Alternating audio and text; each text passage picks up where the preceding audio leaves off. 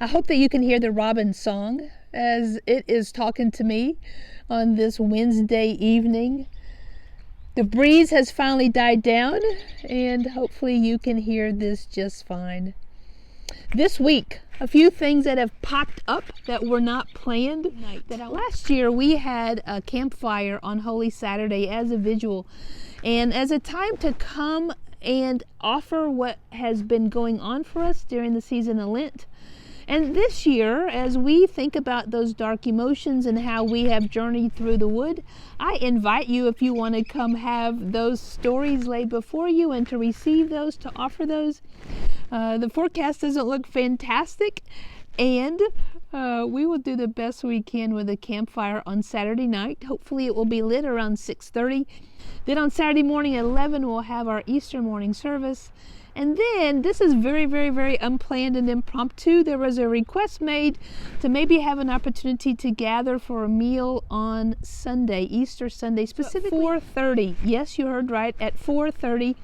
There's going to be about 300 eggs across this backyard, and so you are invited to come, to maybe to bring your neighbor, to bring somebody who likes to hunt eggs, and have some fun with that. And then when that's finished, we will set those off in stages according to mobility and accessibility.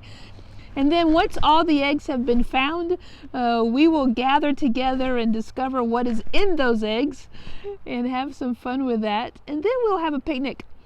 You are welcome to bring your picnic or to bring your leftovers from your Easter dinner if you don't want ham for the next 2 weeks.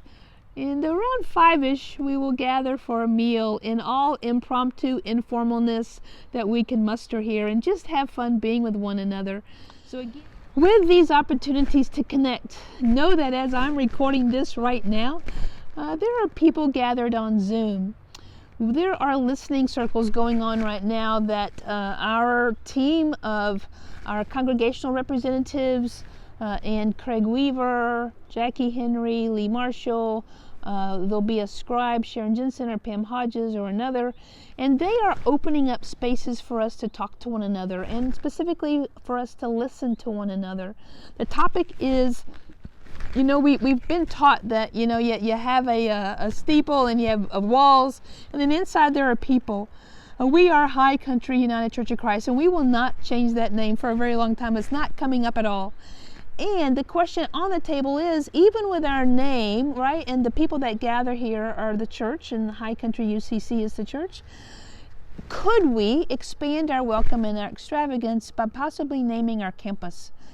And that's what's on the table. How do we understand ourselves to offer a place for people to gather and to share their lives, to share a film, to share in a family reunion? Are there ways, if we named our campus, that would make that even more extravagant? And that's a piece of the question on the table. How do you hear God still speaking in that regard, or do you? And so the dates for those listening circles are going across the screen right now. I invite you, I implore you, I challenge you to pop into one of those. And the second thing that's going on for you to connect your spirits one to another with some questions on the table is, so in 2023, what does Christianity mean to you? And where are your passions lie that are for you a reason to get up in the morning? And then a fun conversation which can actually open up a huge can of worms is what does food mean to you? Do you eat to live or do you live to eat? And so those circles are going on. Renee's going to keep hosting those on Wednesdays. And then there's going to be some of those that pop up on Monday or Tuesday nights around 6:37. So I hope that you will pop into one of those as well, because it expands, again, how we understand our humanity and our sacredness.